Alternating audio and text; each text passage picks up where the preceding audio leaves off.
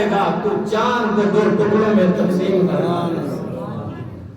وہ نبی بھیج دے جو ڈوبے ہوئے سورج کو 1 انگلی کا اشارہ کرے گا تو واپس موڑ ڈالے گا۔ وہ نبی بھیج دے جو قبرستان میں جا کر اپنے ہاتھوں کو اٹھائے گا تو صرف 1 نہیں پورے قبرستان کو جنت البقیع بنا ڈالے گا۔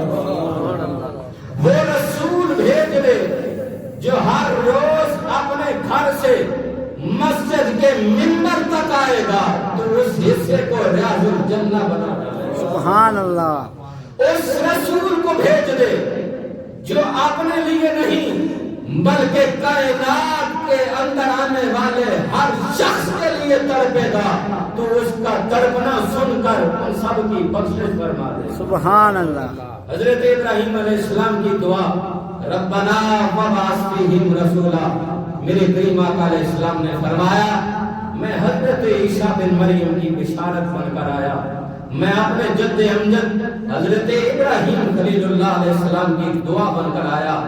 دعا مانگی حضرت ابراہیم علیہ السلام نے، پروردگار کو یہ دعا پسند آئی۔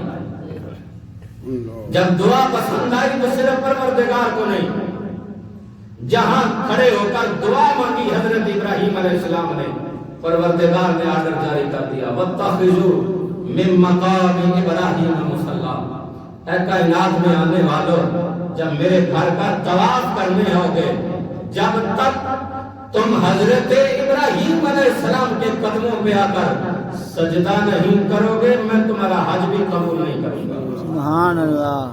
فرمایا وَاتَّخِذُوا مِن مَّقَامِ إِبْرَاهِيمَ مُصَلًّى، جائے نماز بنا ڈالو۔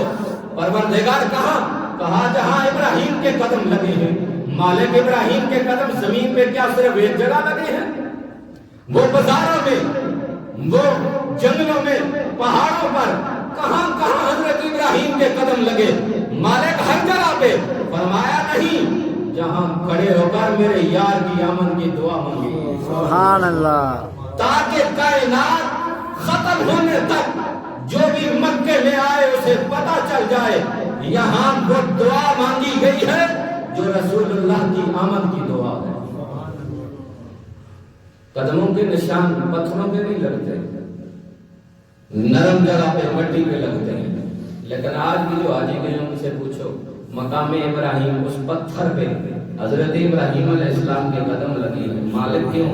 کہا میں کیا کر سکتا ہوں، پتھروں کو بھی یہ دعا اتنی پسند آئی ہے کہ انہوں نے بھی ابراہیم علیہ السلام کے قدموں کو چوم لیا۔ سبحان اللہ۔ تو وہ رسول اس کائنات میں آئے رحمت بن کر، چین چین چون چاں، یہ میلاد کے مہینے میں آپ سنیں گے بہت ساری چیزیں سنیں گے۔ میں اس چیز کو لمبا نہیں کرنا چاہتا، ایک سوال کروں گا۔ تمام مکاتب فکر جو زیادہ چون چون کرے اسے اتنا پوچھو کہ جب نبی دنیا پہ تشریف لائے تو پہلا کام کون سا کیا؟ بہت زیادہ دلیل ہے، وقت نہیں، صرف اتنا پوچھو رسول اللہ دنیا پہ آئے تو پہلا کام کیا کیا؟ کاغذ آپ نے سجدہ کیا۔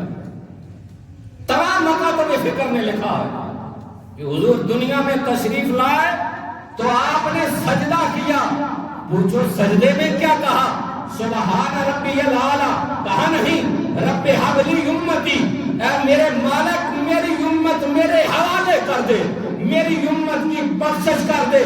پھر اتنی تو حیا کر جو نبی دنیا میں آئے سب سے پہلے تیری فکر کرے اور میلاد کے مہینے میں نبی کی نعت پڑھی جائے تو پوچھے دلیل کہاں ہے؟